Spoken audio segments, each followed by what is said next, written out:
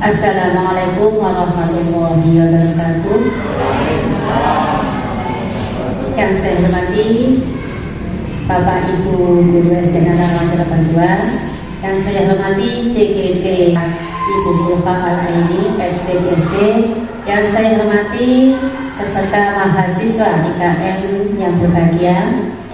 Pertama-tama marilah kita panjatkan puji syukur kepada Allah Subhanahu wa taala karena pada hari ini kita diberikan nikmat sehat sehingga kita bisa menghadiri acara sharing tentang budaya positif dalam program CGP ini dalam keadaan sehat walafiat. Amin amin ya rabbal alamin. Salawat dan salam senantiasa kita hadiahkan kepada Nabi besar Muhammad Shallallahu Alaihi Wasallam, karena beliaulah Nabi akhir zaman yang akan mengembalikan syafaat kita di akhir kiamat. Di sini nanti kita belajar bersama tentang budaya positif yang ada di SDN kita, yaitu SDN Halangan Jalan 82. Nanti diunggah kebudayaan yang positif di sini. Nanti kita dengarkan bersama-sama, kita komentari, kita kasih masukan jika ada sesuatu yang kurang. Untuk selanjutnya nanti saya pasarkan langsung kepada yang bersangkutan, mohon peran aktifnya. Nanti untuk ide-ide budaya positif ini yang kita unggah nanti bisa menjadi inspirasi untuk guru-guru yang lain juga biar bermotivasi mengikuti CGP, sehingga bisa meningkatkan kualitas atau nilai plus dari SDN Halangan Jalan 82 yang bisa menjadi pembeda daripada SSD lain.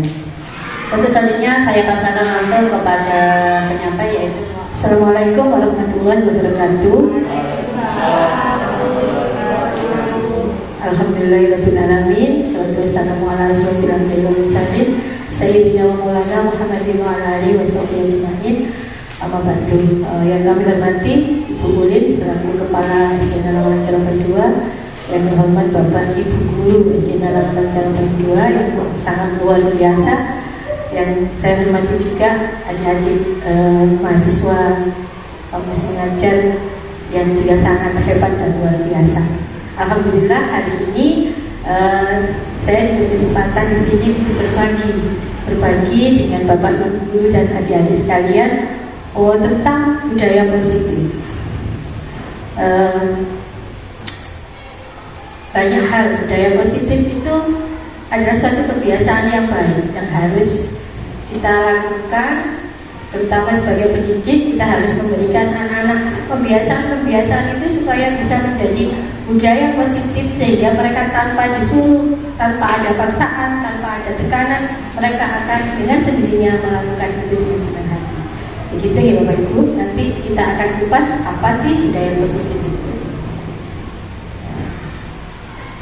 Tujuan kita di sini adalah satu, berbagi dengan teman sejawat tentang pemahaman saya terhadap konsep kunci dalam modul budaya positif, yaitu perubahan paradigma belajar, disiplin positif, motivasi perilaku manusia, kebutuhan dasar, posisi kontrol restitusi, keyakinan kelas, dan segitiga restitusi. Yang kedua adalah berbagi pengalaman dan pembelajaran yang saya dapatkan setelah menerapkan konsep kunci tersebut baik di sekolah maupun di rumah. Nah, tadi dari pagi sudah sangat membosankan mendengarkan ceramah jahe. Yang sekarang waktunya kita ice breaking supaya lebih fokus. Nah, ini ice breakingnya gini, tepuk 1, 2, 3, 4, 5, gampang sebetulnya. Ini nanti bisa dipraktekkan ke anak-anak juga. Ya, tepuk 1, misal tepuk 1, tepuk 2, tepuk 3, tepuk 4, tepuk 4, tepuk 5, 1, 2 ya, 3, 4, 5. Nah, bisa ya? Yuk kita fokus sebentar terus bikin. Tidak apa-apa, tidak aja. Pokoknya tepuknya sebuah.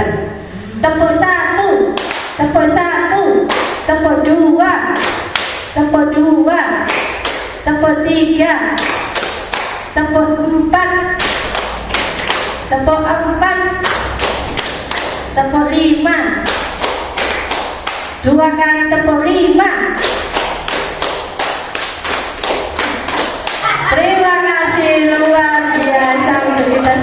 Nah, ternyata menyenangkan ya, karena kalau diajak seperti ini kan pasti menyenangkan ya.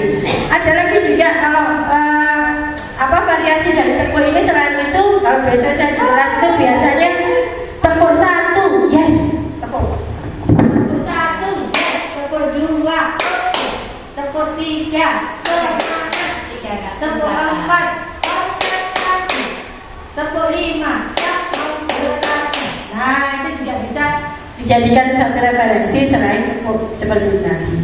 Itu ya, ini berbagi pengalaman saja tentang SPG. Sudah fokus? Ya. Tentunya harus fokus nih.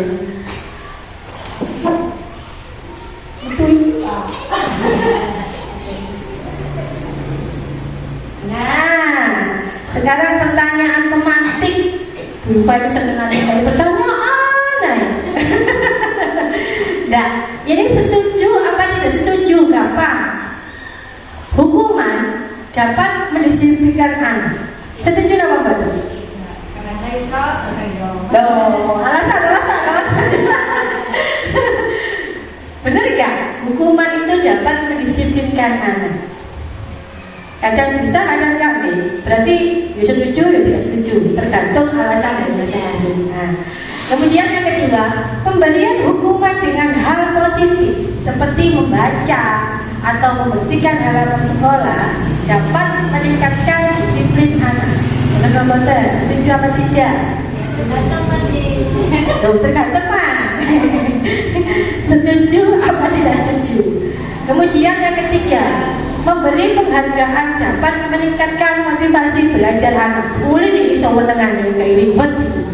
Memberi penghargaan dapat meningkatkan motivasi belajar anak. Setuju apa betul? Setuju ya? Tidak kita bahas, nanti setelah mempelajari itu baru akan terjawab ini nanti.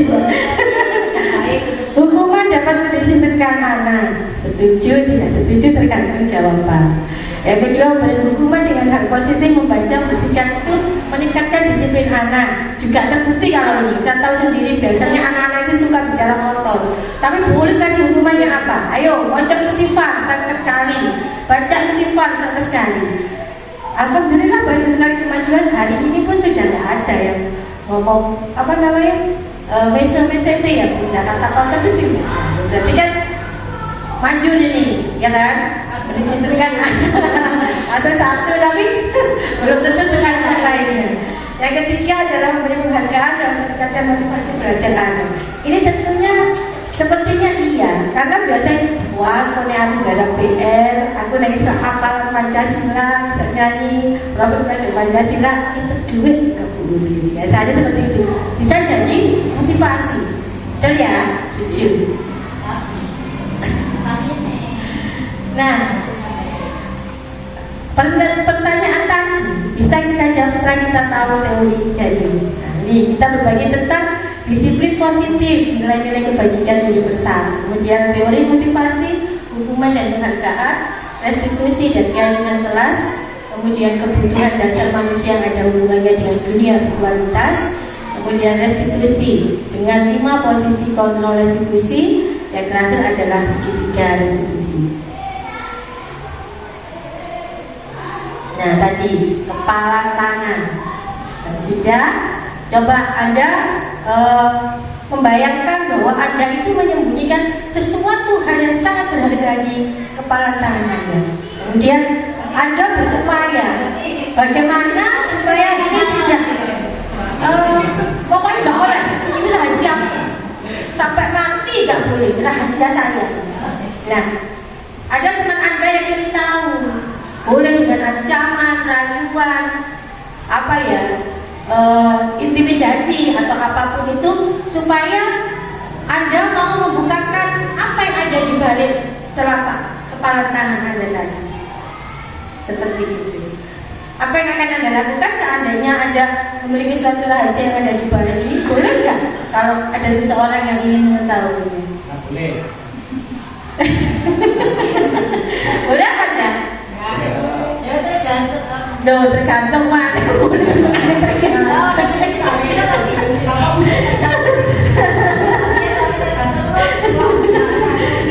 Ini mau ya, kemarin mau dia balik ke Kendo, mau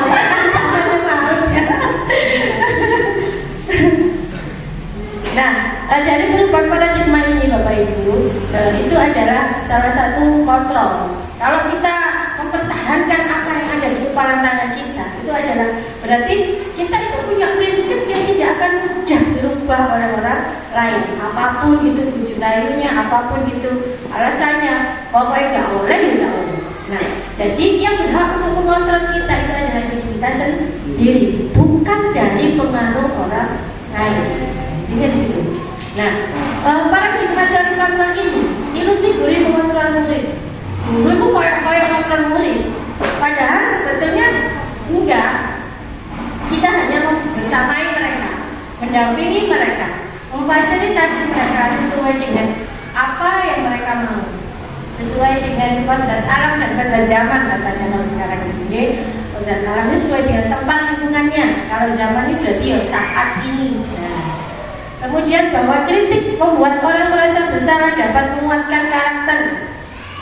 Itu hanya ilusi. Nah, kita dikritik itu menguatkan karakter, seolah-olah seperti itu. Kemudian bahwa semua penguatan positif efektif dan bermanfaat itu juga ilusi. Ilusi bahwa orang dewasa memiliki hak untuk memaksa.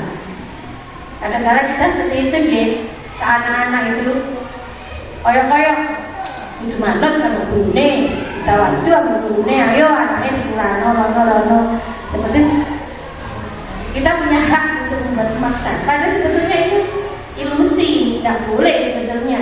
Karena bahkan itu anak kecil, apa itu orang dewasa, apa itu remaja, mereka sudah memiliki hak untuk mengatur dirinya sendiri, mengontrol dirinya sendiri.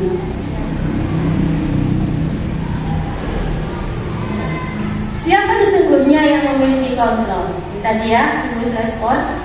Kita mencoba mengubah orang berpandangan sama dengan kita. Kalau teori kontrol, kita bisa memahami pandangan orang lain kita. Jadi seolah-olah kita itu mengerti mereka, tidak kita memaksa mereka.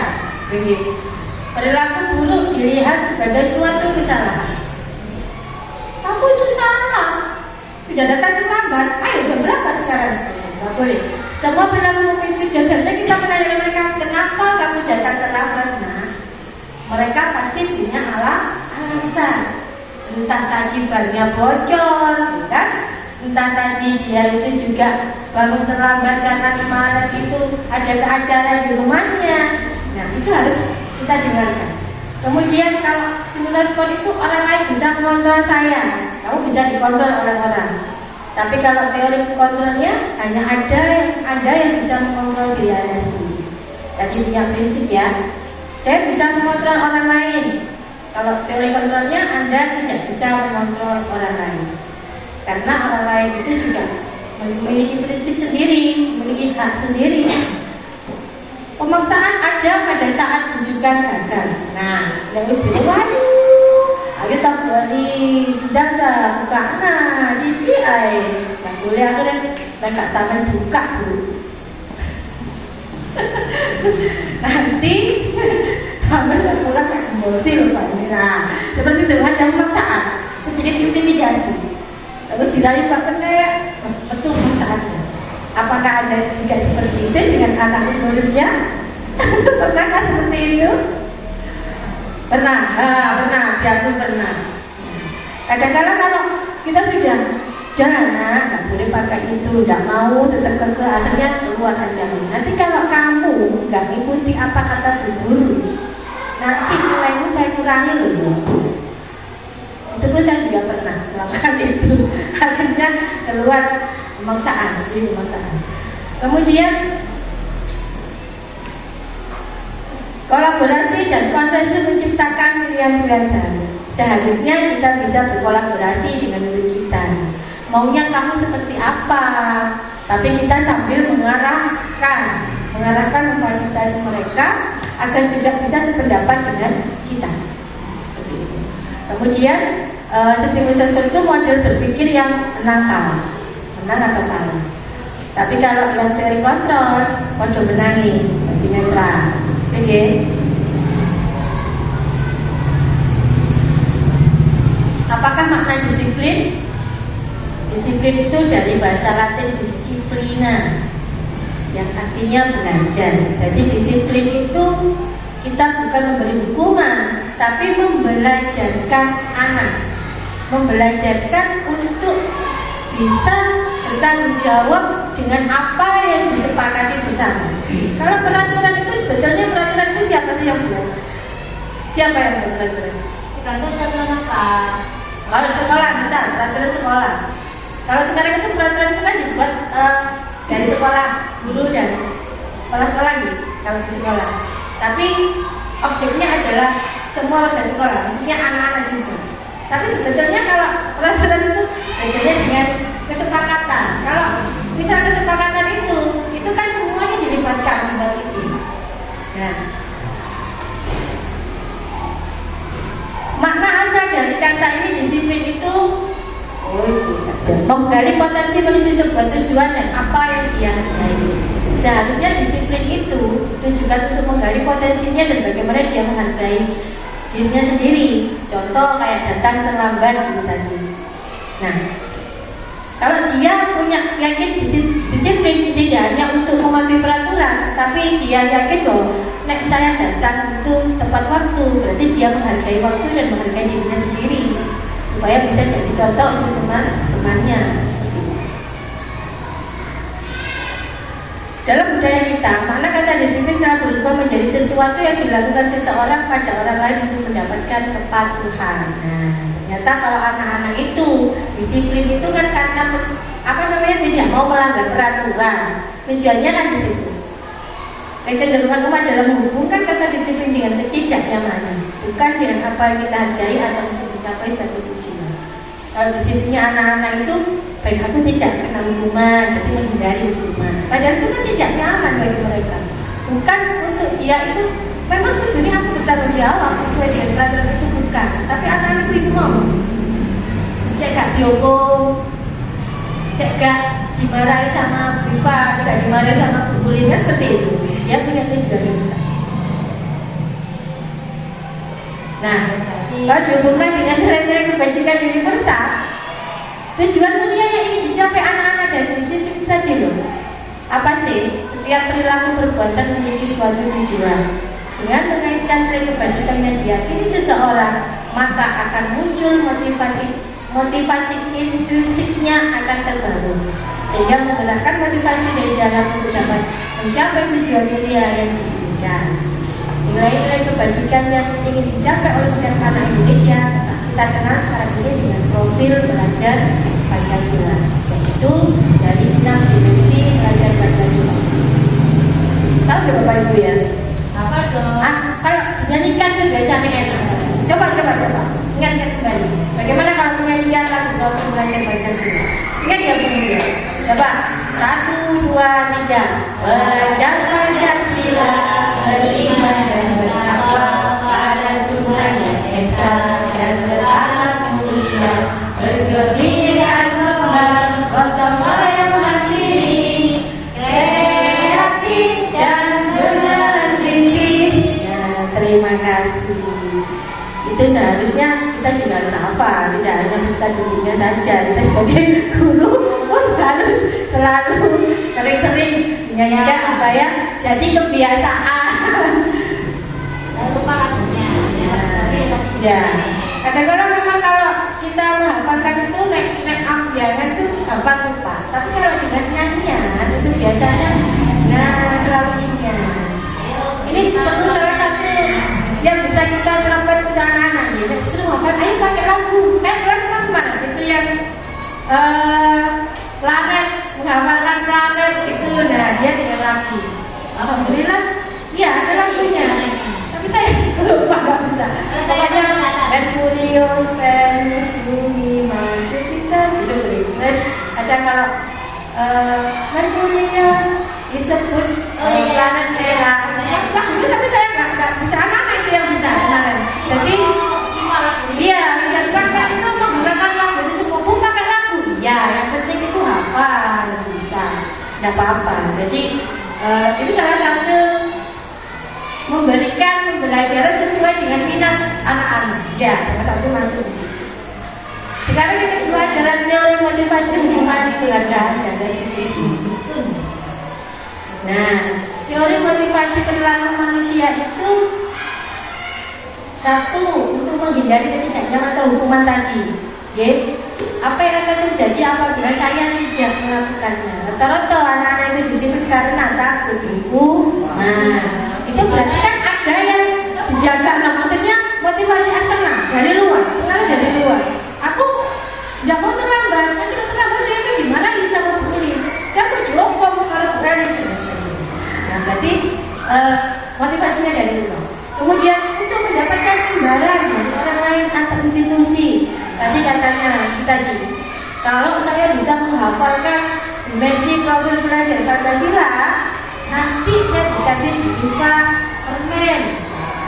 Nah, ini berarti dia mengharapkan imbalan atau penghargaan dari orang lain, termasuk motivasi eksternal atau dari luar.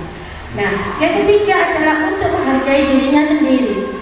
Saya akan menjadi orang yang seperti apa bila saya melakukannya. Nah, tadi contohnya, saya tidak datang terlambat karena saya itu menghargai waktu. Saya menghargai diri saya sendiri. Saya pengen dicontoh oleh teman-teman yang lain. Iku loh, pinter, akas, tahu kerelian dan sebagainya. Ini jadi motivasi kita dari diri sendiri. Ya, berkeyakinan bahwa saya tidak boleh datang terlambat karena saya itu bertanggung jawab dengan apa yang sudah ada. Itu dari diri sendiri. Nah, dihukum oleh penghargaan. Bahwa penghargaan berlaku sama dengan hukuman. Ternyata memberi penghargaan itu sepodo apa kayak hukuman. Dalam arti meminta atau membujuk seseorang melakukan sesuatu untuk menuju tujuan tertentu dari orang yang meminta atau membujuk. Dorongannya eksternal dan karena ada faktor ketergantungan. Beberapa dampak dari pemberian penghargaan seperti itu. Ketergantungannya bagaimana? Untuk misal, menurut Bu Elis, sama Tata ya, Tata misal. Tata, kamu di depan. Nanti kalau mau maju ke depan, Elis kasih permen misalkan. Suatu hari, kalau dia tidak ada Bu Elis, yang nyuruh Bu Iva, ayo Tata, kamu maju ke depan. Tanpa saya kasih embel-embel dikasih permen, dia tidak akan mau. Nah, itulah ketergantungannya di situ. Okay. Jadi karena motivasinya dia itu ben orang hadiah. Nek ono hadiah mau Bu, mau aku nek ono hadiah dan bahkan kalau dia termasuk anak yang pintar, nyanyangan sama gurune. Apa Bu? Saya kerjakan PR-nya, tapi nanti bonus saya apa? Itu kalau saya jadi muridnya saya. Akan ada ketergantungan dengan gurunya. Nah, pengaruh jangka pendek dan jangka panjang. Penghargaan itu ternyata menghukum. Ya, bukan memberi motivasi, tapi menghukum. Tapi jangkanya pendek, karena itu tadi loh. Dia punya tujuan umum. Akhirnya bisa menanyakan. Penghargaan mengurangi ketepatan. Penghargaan tidak efektif. Penghargaan merusak hubungan. Maksudnya biar merusak hubungan. Menimbulkan kecemburuan sosial orang lain. Bisa, jangan tadi kata, aja 3 permen. Orang ada sih permen entek, orang lainnya tidak akan mau. Iri, oh tata juga permen. Nah, seperti itu. Akhirnya bisa merusak hubungan.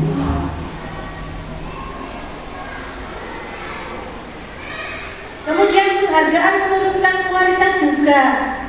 Nah, menurut awalnya dia termotivasi itu, tapi itu tidak akan berlangsung lama. Menurunkan kualitasnya. Penghargaan juga mematikan kreativitas. Penghargaan juga mengurangi motivasi intrinsiknya. Sebetulnya dia mau bertanggung jawab, tapi karena ada penghargaan tadi, akhirnya dia akan mematikan, mengurangi motivasi dari dalamnya lagi. Karena akhirnya aku seorang hadiah, aku seorang reward.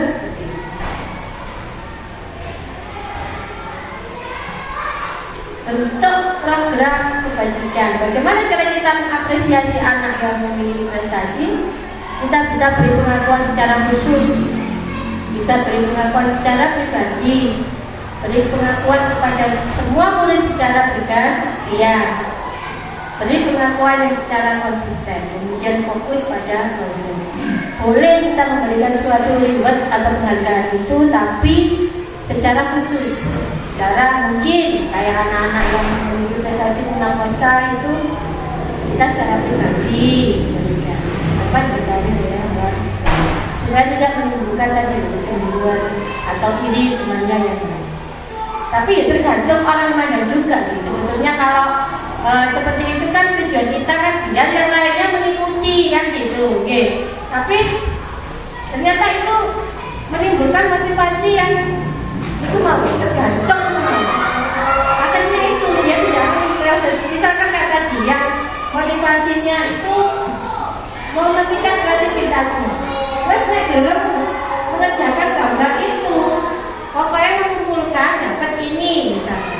Akhirnya wes pokoknya dia mengumpulkan. Enggak kreativitasnya itu tidak muncul di situ.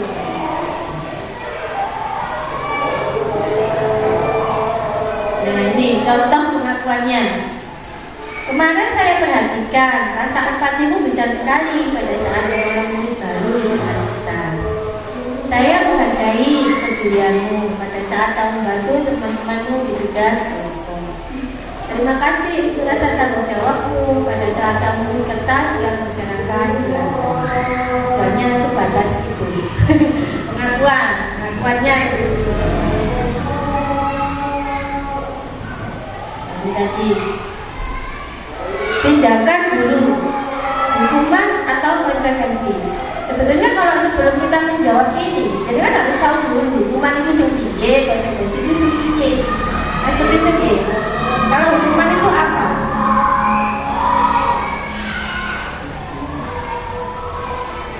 Hukuman itu kita biasanya rata-rata kalau kasih hukuman itu fisik, dan fisik bisa dilakukan ke anak, kadang juga tidak ada hubungannya untuk dihukum. Misal ya datang terlambat, terus mereka disuruh hormat sama tiang bendera kayak gitu. Itu kan juga hubungannya datang pelajaran juga tidak sesuai dengan kesalahannya gitu. Nah kalau konsekuensi itu biasanya berhubungan dengan tindakan kesalahan apa itu. Mencatat 100 kali di dalam buku kalimat saya tidak akan terlambat lagi karena terlambat di sekolah. Ini hukuman apa konsekuensi? Hukuman. Lari mengelilingi lapangan basket 2 kali karena terlambat ada di sekolah. Hukuman. Murid diminta untuk push up karena tidak menggunakan masker. Hukuman. Menggantikan kertas dasiman yang telah dicoret-coret.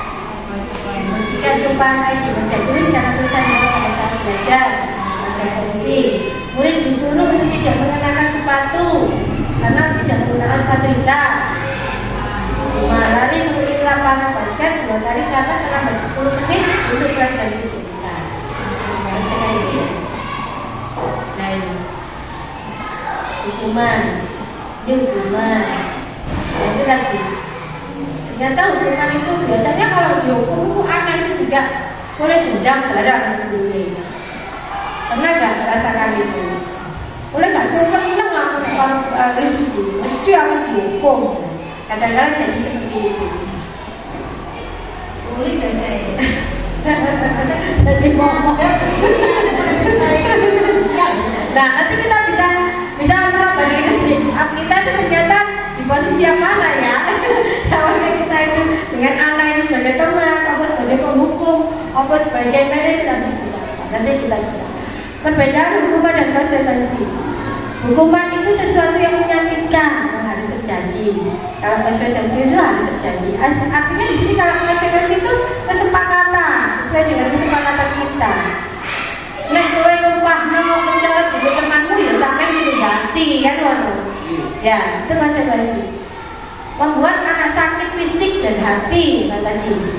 Dipongkol lari, wis pegel, ya gak mampu gak turu. Wis kali, wis berwaduh iku makan kata dipongkol gayungan. Nah, terus kalau pongkol gayungan. Kemudian yang ketiga, karena dia kesal dengan dia sendiri karena dihukum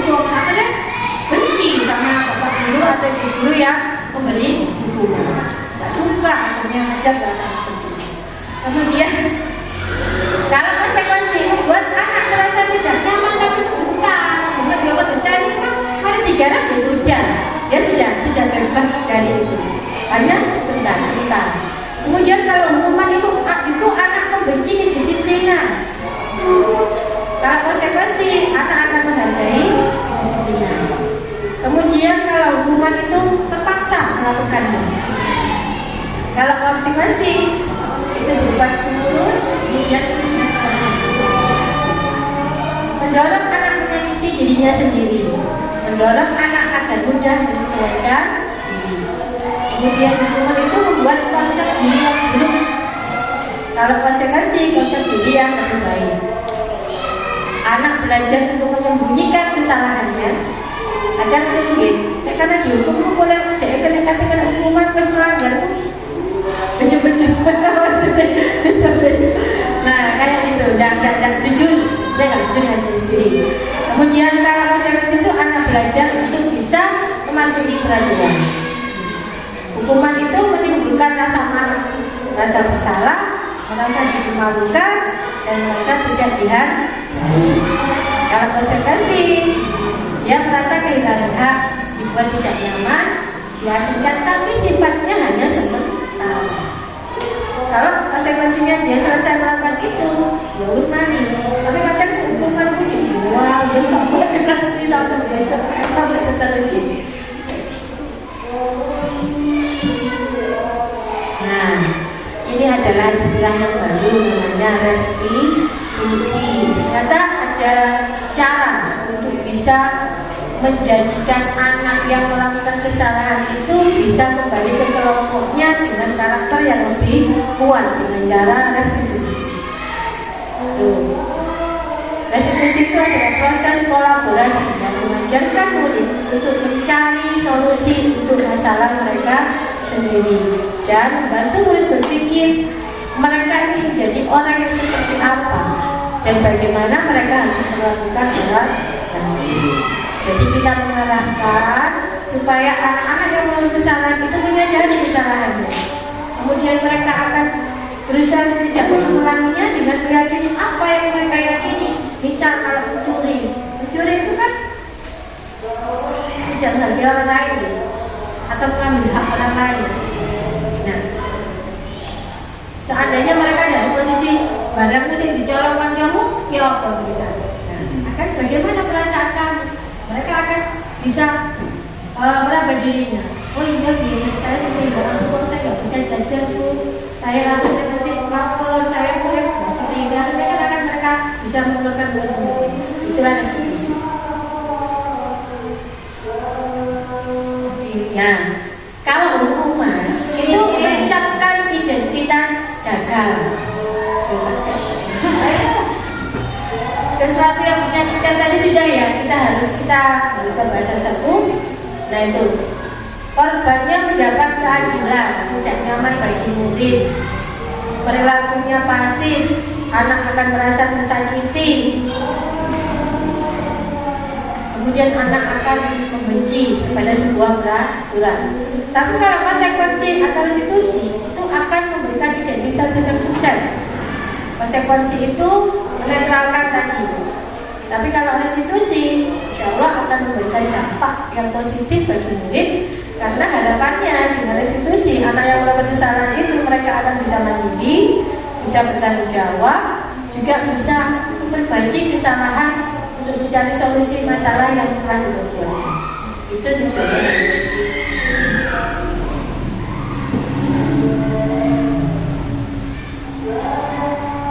9 ciri restitusi. Yang pertama, restitusi itu bukan untuk menebus kesalahan, tetapi belajar dari suatu kesalahan.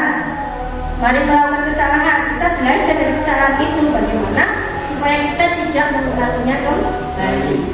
Yang kedua adalah memperbaiki hubungan.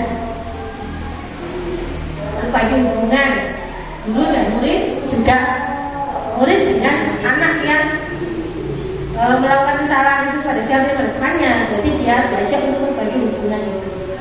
Kemudian tawaran, ada tawaran, bukan paksaan. Jadi kita ajak berkomunikasi yang baik, menawarkan bagaimana kamu akan membagi kesalahan itu. Sudah diarahkan untuk mencari solusi yang terbaik. Restitusi menuntut untuk melihat ke dalam diri. Jadi anak itu yang akan mengoreksi dirinya sendiri. Apa yang tadi sudah dia lakukan? Apakah tindakannya itu betul apa salah? Nah, dia akan bisa merefleksi dirinya sendiri. Kemudian restitusi mencari kebutuhan dasar yang berdasari tindakan. Restitusi diri adalah cara yang paling baik. Restitusi fokus pada karakter, bukan tindakan. Restitusi juga fokus pada solusi masalah. Restitusi mengembalikan murid yang berbuat salah pada kelompoknya. Nah, ternyata dampaknya restitusi itu sangat bagus, berdampak positif pada murid. Jadi mereka itu seolah-olah itu apa ya?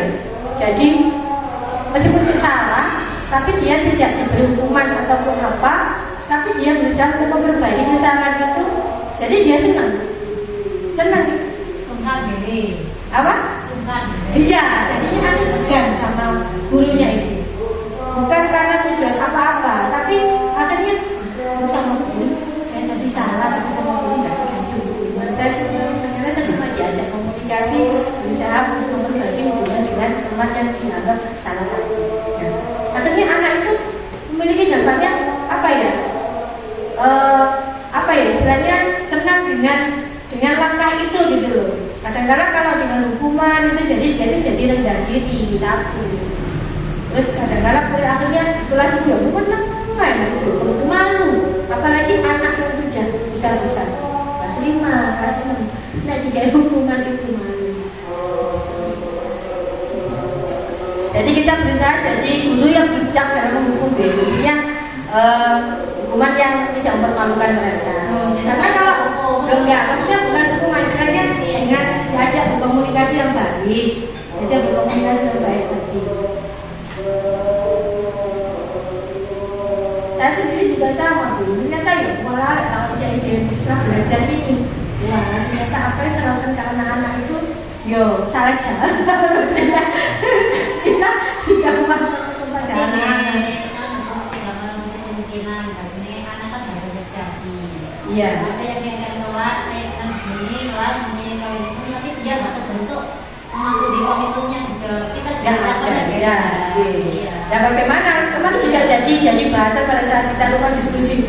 Wah, kalau sudah dilakukan restitusi, tapi ada loh ya sih aja kayaknya ya mesti kemana? Yo, direstitusi lagi. Nah kalau sudah sampai beberapa restitusi, saya bilang itu ya itu memang gitu ya.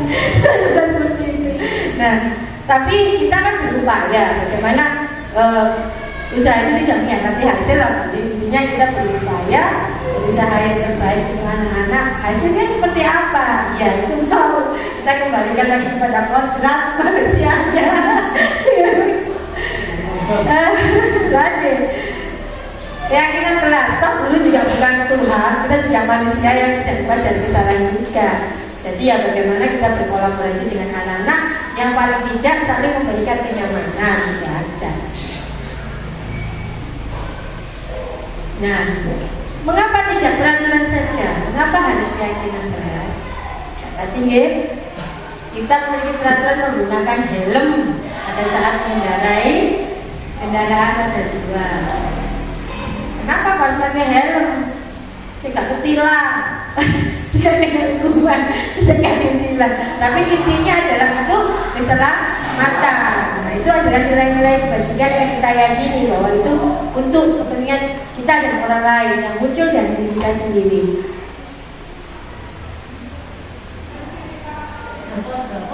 Ketok peraturan kelas.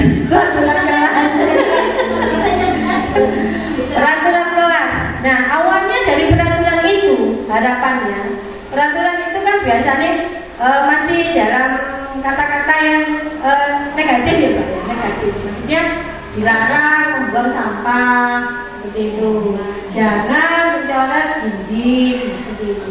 Tapi kalau keyakinan kita itu kita rujuk ke kalimat yang lebih positif.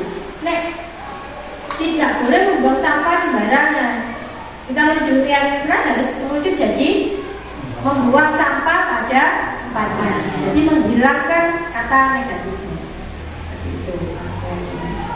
Nah, harapan dari keyakinan kelas itu tadi akan memunculkan lingkungan yang positif. Nah, dari lingkungan yang positif itu melakukan pembiasaan yang baik, harapannya akan membudaya menjadi budaya positif di lingkungan itu sendiri. Tapi ini ya tidak langsung sok duduk makmur dong, ya harus bertahap sesuai dengan visi yang kita inginkan. Saya Bu, yang ingat kelas misalnya ya, saya masuk ke ya, yang kelas yang saya total ya, saya kan bahasa Arab bahasanya ya. Keyakinan kelas mana ya bukan dengan usia kan? Iya. Kesempatan apa? Menurut. Iya. Nah, resolusi itu seperti itu. Jadi di akhirnya resolusi ternyata kalian menstabilkan, kemudian validasi tindakan salah, kemudian baru menanyakan keyakinan. Kamu sudah membuang sampah sembarangan. Saya mau sampah sembarangan Bu. Itu benar apa enggak? Enggak misalnya. Kita tahu kalau itu salah. Iya, terus bagaimana kamu untuk memperbaikinya? Saya membuang sampah. Nah, baru tanyakan. Keyakinan apa? Kesepakatan apa yang sudah kamu lakukan bersama teman-teman di kelas itu? Kalau membuang sampah, dilarang seperti apa? Ya, tadi menjaga kebersihan dulu. Nah, seperti itu. Jadi, nah kalau menjaga kebersihan, berarti kan salah satu tidak boleh membuang sampah sembarangan. Bagaimana? Kalau misalkan kamu membuang sampah sembarangan, apakah kamu dengan teman yang lain? Ya, kelas itu ganggu nggak? Ya. Jadi arahannya itu ke sana. Terus bagaimana konsekuensinya? Enggak oleh konsekuensinya. Terus baru itu apa yang harus kamu lakukan? Tidak boleh berapa konsekuensi atau hukuman. Apa yang harus kamu lakukan? Kalau kamu melihat lantai ini kotor, saya membersihkannya Bu. Piye cara membersihkannya? Ya saya sapu Bu. Ya silakan. Sapu kan seperti itu. Jadi kata-kata itu jangan sampai muncul hukuman atau konsekuensi. Meskipun konsekuensi itu arahnya juga berdampak positif, tapi masih lebih baik restitusi. Nah ini yang mana yang merupakan keyakinan kelas dan mengapa? Kesepakatan kelasnya datang tepat waktu, mengucapkan salam, menjaga kebersihan sekolah, berdoa sebelum aktif dalam belajarnya. Yang mana yang ini apa yang ini? Restitusi ya Pak, nanti itu kesepakatan kelas. Loh, judulnya belum sama, tapi kan pertanyaannya yang mana yang merupakan keyakinan kelas. Dan ini kami guru dan murid yang saling menyayangi, kami murid yang semangat belajar, kami murid yang peduli. Jadi intinya itu orang membaca itu kesannya itu banyak. Menyayangi itu kan piye sih menyayangi itu? Ya gak oleh rokokan, gak oleh bukan lebih luas, lingkupnya lebih luas.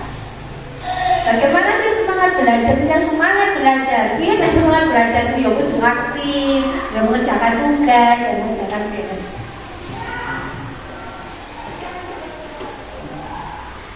Nah, kemarin itu waktu loka itu kalau saya ya, kemarin itu waktu saya pakai dengan laki-laki kelas itu saya tidak melewati ini. Nah, seharusnya ada pendalaman keyakinan kelas itu bagaimana sih membuat keyakinan kelas itu? Nah ini dengan tabel T dan tabel Y. Kalau tabel Y itu terdengar, terlihat dan perilakunya. Jadi misal hormat ya, kami meyakini bahwa sangat penting untuk menghormati semua orang dan barang milik orang lain. Terdengarnya itu bagaimana? Jagalah kata-katanya, Belum ini tentang apa itu tabel T. keyakinan kelas, buat keyakinan kelas. Kok peraturan kelas tadi Ya. untuk mendeteksinya, untuk mendalaminya, itu ada dua cara, yaitu menggunakan tabel T dan tabel Y. Yaitu itu terdengar, jadi yang dikatakan, kemudian terlihat, kemudian berperilakunya apa? Kita loh. Ini contohnya. Hormat ya. Keyakinan kelasnya itu hormat, menghormati orang lain misalnya. Ini terdengarnya bagaimana? Satu orang berbicara, saya bantu. Yuk, saya bantu. Kita bisa selesaikan ini bersama. Terima, tolong ya. Permisi, boleh saya pinjam? Nanti akan segera saya kembalikan. Itu terdengar. Terus kemudian terlihatnya empati terhadap perasaan orang lain, memegang barang milik orang lain hanya dengan izinnya, mendengarkan dengan sesama, terlihat mendengarkan dengan sesama, senantiasa berbuat baik, kemudian berbagi dengan orang lain. Maksudnya yang terlihat, yang perilakunya tersenyum ramah, memberikan salam hormat, jabat tangan. Kalau terlihat aku harusnya dia. Kemudian kalau menggunakan tabel T itu tampak seperti, tidak tampak seperti. Untuk keyakinan kelas Herman, contohnya datang tepat waktu, tidak tampak seperti, sering hadir terlambat. Tampak seperti, datang tepat waktu, tidak tampak seperti, sering hadir terlambat. Negatif. Paling aneh. Menyapa teman dan guru setiap hari. Ini tapi artinya kan sama yo. Menyapa teman dan guru setiap hari. Tak acuh kepada teman dan guru. Berarti kan yo peduli. Artinya sama tapi bahasanya itu jadi negatif. Negatif menjadi positif itu loh. Sudah bisa diterima ini? Lanjut ya. Nah, peraturan. Selalu kembalikan buku ke tempatnya. Keyakinan kelasnya apa? Selalu dilarang mengganggu orang lain, menghormati orang lain. Ada di sekolah, tetapi sebelum belajar dimulai. Disiplin. Dilarang melakukan kekerasan. Dilarang menggunakan narkoba. Kesehatan, keamanan, gantian atau pendidikan. Hormati, penting ya. Gunakan masker. Jangan kembali di kelas atau kalau jalan.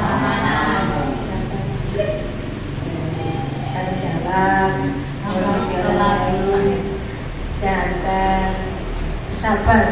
Bahasa bersabar. Kesehatan, keselamatan. Tapi keyakinan itu kosakatanya masih luas ya. Jadi dia itu punya arti yang luas. Nah, sekarang kita ke kebutuhan dasar manusia. Nah, kebutuhan dasar manusia itu ada 5. Yang pertama adalah kasih sayang dan rasa diterima. Pasti ya, kita butuh kasih sayang ya, kita dicintai ya, kita diterima di suatu komunitas gitu. Kemudian penguasaan itu power, kekuatan. Kepingin menguasai sesuatu, ya tak betul? Iya pasti. Ya Allah, setiap manusia budi akhir itu pasti ada untuk berusaha menguasai sesuatu. Nah, kemampuan itu kan ya salah satu penguasaan. Kemudian kesenangan. Nah, diulang, kemudian apa? Menurut kebutuhan apa dia? Senangan, ya kan? Tapi waktunya sejak tepat, upaya pelajaran kok kemudian gitu. Ayo. Lagi bisa main lagi. Itu, akhirnya difasilitasi ikut grup drum band, ya begitu. Nah itu. Kemudian setiap orang juga butuh kebebasan. Bebas dalam artian bebas melakukan apapun sesuai dengan keinginannya. Kemudian yang kelima adalah bertahan hidup. Karena kita bersosialisasi, beradaptasi dengan lingkungan, tujuannya adalah untuk bertahan hidup. Untuk bertahan hidup. Jadi kalau kita itu melakukan sesuatu di kelas, katakanlah seperti tadi, kayak namanya Wahyu tadi, wayai pelajaran kok pelontekan, dia punya tujuan seperti itu. Nah, betul. Dia menarik, minta diperhatikan sama gurunya. Tujuannya itu. Nah, iya kan? Biasanya anak-anak yang berperilaku aneh-aneh di kelas itu biasanya seperti itu. Dia punya tujuan untuk memenuhi. Aku loh gak diperhatikan sampai guru ketangku nerang nonton, gak keren aku. Akhirnya kontekan lah, sing opo lah, supaya diperhatikan oleh gurunya. Nah itu punya tujuan. Sebetulnya seperti itu. Jadi seorang guru itu harus peka, kudu tanggap dan respon terhadap apa yang dilakukan oleh anak didik kita. Bolak-balik aja gitu. Tapi ya manusiawi deh. Kadang-kadang nek itu mau perhatian anak 5 sampai 10 yuk isok bu. Tapi kan kan kita itu ya kita ayah itu lemah sekolah dengan berbeda-beda karakter, dengan berbeda-beda keinginan. Nah, bagaimana cara kita fasilitasi itu. Nah inilah fungsinya kita sebagai guru. GP itu diulangi. Makanya ayo teman-teman yang belum mau menjadi daftar guru penggerak, ayo semangat. Asli banyak sekali nilai plus di sini. Karena ya selain Elisa sama Bunia itu, ayo teman-teman, saya bahkan mengharapkan alang-alang semuanya guru sudah punya akun lagi belajar itu, ayo semuanya ikut GP. Ternyata banyak nilai plusnya. Nah plusnya apa? Banyak ilmunya yang kita nggak tahu jadi tahu. Banyak temennya. Ternyata seperjuangan itu senang. Oh kita bisa kolaborasi dengan banyak orang. Yang ketiga adalah pas masyarakat yaitu bersenang-senang itu ada fee-nya, juga ada juga ada souvenirnya yang sangat bermanfaat. Nah kemarin itu dapat Pak speaker aktif banyak itu semua teman-teman itu pulang berbuyang gitu bawa rasa gede.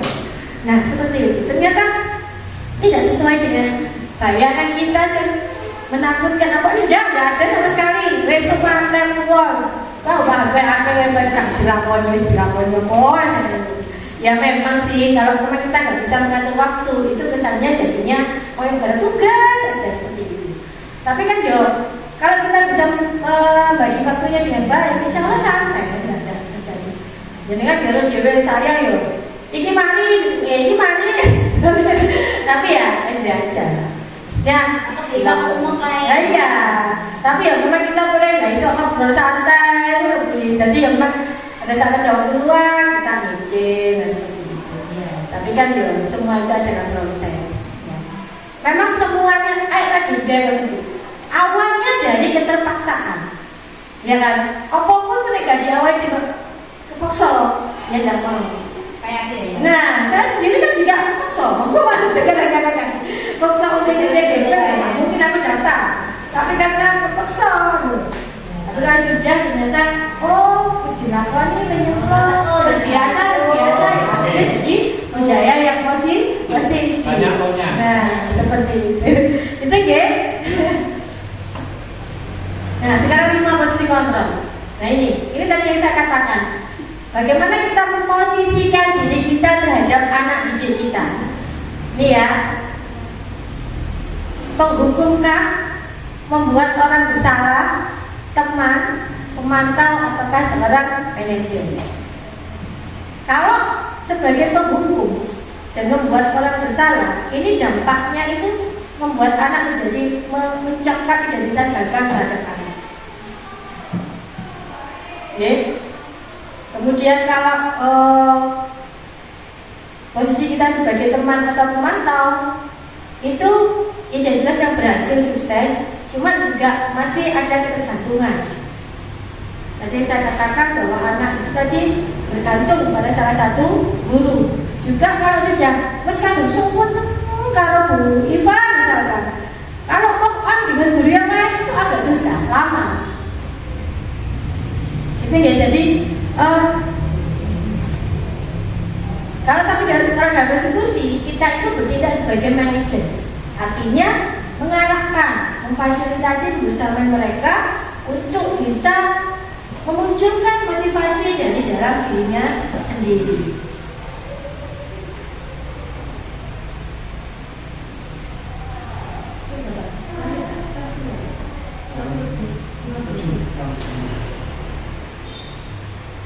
Nah ini ada pernyataan, saya kecewa sekali dengan kamu. Ini adalah yang mengatakan itu, berarti posisi kontrolnya dia sebagai membuat orang merasa bersalah. Kamu tidak benar melakukannya sebagai penghukum.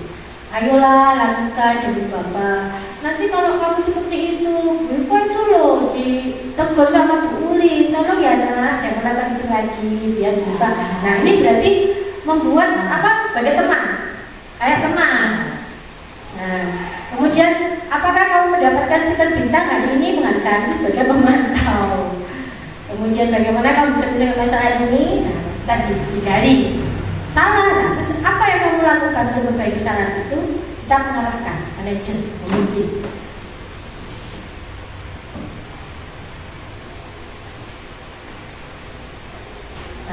pendidikan institusi tadi ya, itu ada 3 tahapan. Yang pertama adalah menstabilkan identitas. Artinya di sini kita gali apa kesalahan mereka, biar mereka yang mengatakannya sendiri. Kemudian kita stabilkan identitasnya, bahwa membuat kesalahan itu adalah hal yang wajar, yang manusiawi, tidak apa-apa dan kamu terlambat hari ini, tapi besok dan seterusnya jangan dilakukan lagi. Nah, seperti itu kata-katanya. Supaya anak untuk menstabilkan identitasnya ya, kamu bukan satu-satunya kok yang pernah melakukan kesalahan ini, temanmu juga pernah, tapi bagaimana kamu menyadari kesalahan kamu itu. Yang kedua setelah menstabilkan identitas yaitu memvalidasi kesalahannya. Mengapa kamu melakukan itu? Mengapa kamu terlambat hari ini datang ke sekolah? Dia pasti punya alasan. Karena tadi malam saya bangunnya kesiangan Bu. Lah kenapa kesiangan? Karena tadi malam itu game sampai jam 2 malam. Loh, apakah itu tindakan yang benar? Jadi kita nggak langsung menyalahkan, tapi apa ya? Maksudnya giring supaya itu menyadari kesalahannya sendiri. Jadi benar enggak kalau kamu ngegame itu sampai jam 2 terus mulai tidurnya bangunnya kesiangan? Berarti siapa yang dirugikan? Saya sendiri Bu. Terus berikutnya ke depannya mau seperti itu lagi, mau terlambat lagi atau enggak? Mengarahkannya seperti itu. Kemudian yang ketiga adalah menanyakan keyakinan. Nilai apa yang telah dia langgar? Misal kalau tadi terlambat ke sekolah, berarti nilai apa yang telah dilanggarnya? Tidak disiplin kan? Bisa peraturan di sekolah adalah masuk sekolah jam 7 tepat ke sekolah. Dia akan bisa merefleksi dirinya sendiri. Kemudian menanyakan keyakinan itu lanjut dengan bagaimana kamu ingin menjadi orang yang seperti apa sih ke depannya? Saya ingin menjadi orang yang bertanggung jawab Bu. Kalau terlambat itu bertanggung jawab apa tidak? Nah, tinggal kita mantik-mantik pertanyaan, kemudian kita luruskan kembali seperti itu untuk yang menanyakan keyakinan. Nah ini untuk membuat anak yang merasa gagal karena berbuat salah menjadi positif terhadap dirinya, menstabilkan identitas. Guru berkata, berbuat salah itu hal yang manusiawi, tidak ada yang sempurna. Seperti ini kata-katanya. Contoh kata-katanya bisa dilakukan untuk menstabilkan identitas pada anak. Validasi kebutuhan, membantu murid mengenali kebutuhan dasar yang dipenuhinya ketika melakukan kesalahan itu. Contohnya, kamu bisa saja melakukan hal yang buruk, tapi kamu tidak melakukannya. Kamu pasti punya alasan kenapa kamu melakukan hal itu. Menanyakan keyakinan, anak melihat kesalahannya dihubungkan dengan norma sosial dan nilai-nilai mendasari manusia berinteraksi dengan orang lain. Jadi nilai besar apa yang sudah kamu langgar? Misalkan tidak disiplin, tidak menghormati orang lain, tidak bertanggung jawab. Terus bagaimana kita mengarahkan agar mereka bisa memperbaiki kesalahan yang sudah dilakukannya. Yang lagi juga sama. Itu ya, itu sudah selesai untuk teorinya. Kemudian saya mencoba kemarin untuk penerapan gaya positif saya, yaitu membuat keyakinan kelas. Nah, latar belakangnya apa sih? Latar belakangnya ini, saat ini krisis karakter sangat mengkhawatirkan. Banyak anak-anak kemudian luar tanpa menyaring sesuai dengan budaya kita atau tidak. Budaya positif merupakan nilai keyakinan yang tumbuh dan berkembang sesuai dengan yang terjadi oleh sekolah. Sekolah adalah salah satu lembaga yang memiliki menumbuhkan karakter atau peluang bagi seorang guru untuk bisa membangun budaya positif sekolah. Salah satunya menumbuhkan karakter anak-anak peserta didik yang sesuai dengan profil belajar Pancasila. Tujuannya adalah menumbuhkan budaya positif sesuai keyakinan kelas yang dibuat. Yang kedua, menumbuhkan karakter baik bagi anak maupun warga sekolah. Dalam bentuknya adalah mampu membuat keyakinan kelas sesuai dengan belajar Pancasila. Yang kedua, mampu menjalankan keyakinan kelas yang tadi dibuat. Ini masih tindakannya apa? Yang pertama adalah saya konsultasi dan izin kepada kepala sekolah. Sudah ya Bu ya, kalau saya izin ya kalau kemudian kelas. Kemudian memberikan sosialisasi tentang gizi positif, salah satunya ini kemarin itu menurut visi kemarin itu salah satunya.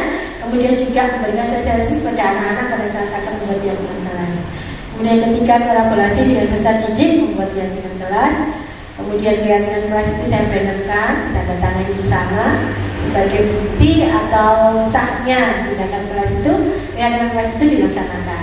Kemudian menumbuhkan dan menambahkan yang mencerminkan nilai pelajaran Pancasila menjadi budaya positif baik di kelas maupun di sekolah.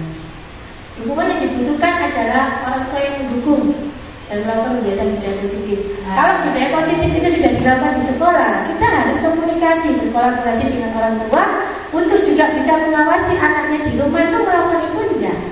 Di sekolahan iya, amat diumbar, tidak akan jadi kebiasaan. Nah, seperti itu. Jadi ini PR-nya kita bahwa kebiasaan yang baik yang dilakukan di sekolah itu, di rumah itu juga harus dilakukan. Di sekolah berjamaah. Doa mah nggak tahu berenang di masjid atau nang di langgar. Orang tua harus bisa diajak juga bisa mengawasi sehingga kebiasaan itu akan terbentuk pada diri anak. Yang kedua, warga sekolah sebagai teladan. Nah, ini boleh. Nah, ini juga salah satu rangkaian perubahan saya bahwa kebiasaan budaya positif dilakukan oleh anak saja, tapi semua warga sekolah, KS, guru, staf maupun semua yang ada di sini. Contoh, misal melaksanakan sholat duha, ya itu. Kita di sini masih belum optimal nih, cuma anak-anak, kita hanya sebagai pemantau toh. Nah, seharusnya kalau mau jadi teladan yang baik kan kita juga harus ikut sholat seperti itu. Tapi itu ya nggak sekarang, maksudnya bertahap lah. Ya kaitannya Pak Sugeng, enggak saulan kas, tapi aku melo. Akhirnya semua warga sekolah itu semuanya bisa khusyuk dalam menjalankan sholat duha. Itu harapannya.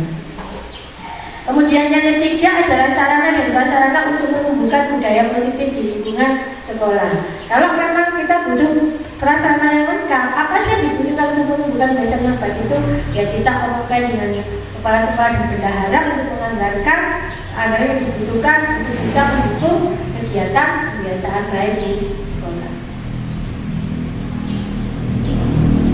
Sama cara tindakan dalam tabel. Dokumentasinya saya aspek ini. Nah, ini dasar saya dengan anak. Kemudian ini ya, saya berkolaborasi dengan peserta didik untuk membuat jaminan kelas.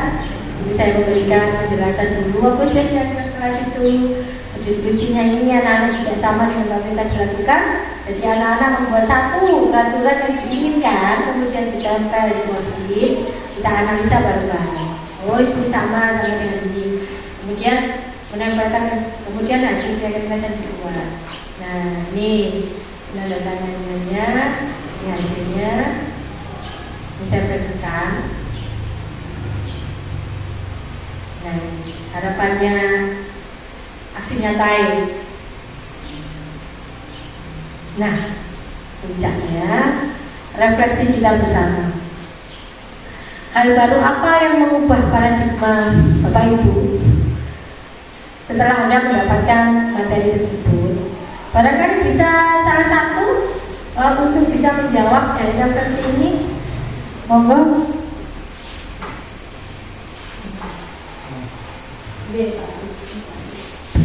Terima kasih Bu Ita.